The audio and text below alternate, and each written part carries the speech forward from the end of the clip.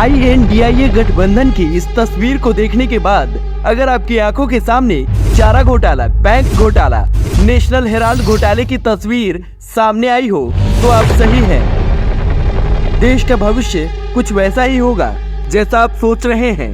अगर ये सत्ता में आ गए तो अब पहली लाइन में बैठे राहुल गांधी को ही देख लीजिए। राहुल गांधी बड़ी जोर शोर से मोदी जी पर यह आरोप लगाते हैं कि वो अडानी अंबानी के ऊपर देश की संपत्ति लुटा रहे हैं, लेकिन खुद किसके बगल में बैठे हैं? चारा घोटाले में सजा याफ्ता अपराधी लालू यादव के साथ, जिसको अदालत ने 5 मामलों में अपराधी घोषित कर दिया है, जो फिलहाल जमानत पर बाहर है।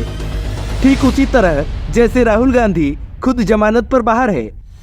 इस मंच पर बैठे नेताओं को देश के किसानों की बड़ी चिंता है, लेकिन बैठे किसके साथ हैं?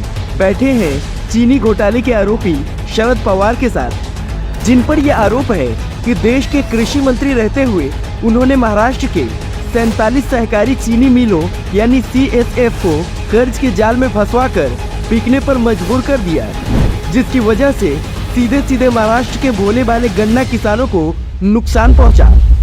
इनके साथ देश के किसानों का भविष्य कैसा होगा, इनका इतिहास देखकर आप समझ सकते हैं।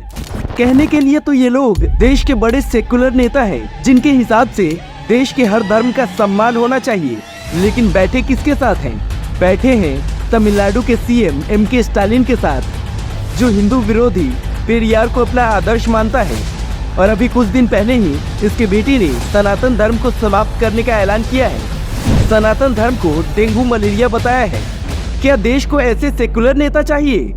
ये लोग कहते हैं कि ये लोकतंत्र को बचाने की लड़ाई लड़ रहे हैं, लेकिन बैठे किसके साथ हैं? बैठे हैं उस उद्धव ठाकरे के साथ, जिसने कुर्सी के लालच में लोकतांत्रिक तरीके से चुनी गई सरकार का साथ छोड़ कांग्रेस और NCP के साथ हाथ मिला लिया। महाराष्ट्र के वोटरों के मत का अपमान किया।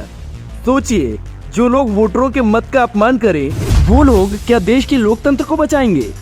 इस मंच पर बैठे नेताओं को BJP शासित राज्यों में कानून व्यवस्था की बड़ी चिंता रहती है, लेकिन खुद किसके साथ बैठे हैं? बैठे हैं नीतीश कुमार के साथ, जो जाने तो जाते हैं सुशासन बाबू के नाम से, लेकिन सत्ता के लालच में जंगल राज वाले लालू यादव की गोदी में बैठे हुए हैं।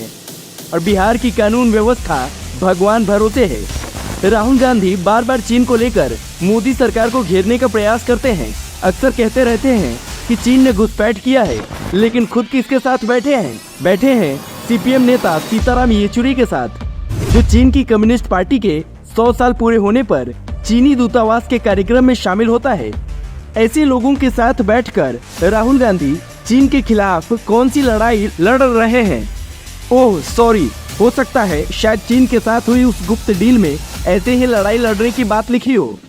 कुल मिलाकर INDIA ठगबंधन की इस मीटिंग में जितने लोग बैठे हैं, इन लोगों को देश के लोगों की चिंता है या अपने बैंक बैलेंस की। इसका अंदाजा आप इस बात से लगा सकते हैं कि सिर्फ पहली लाइन में बैठे इन 7 नेताओं के पास 203 करोड़ रुपए से ज्यादा की केवल घोषित संपत्ति है।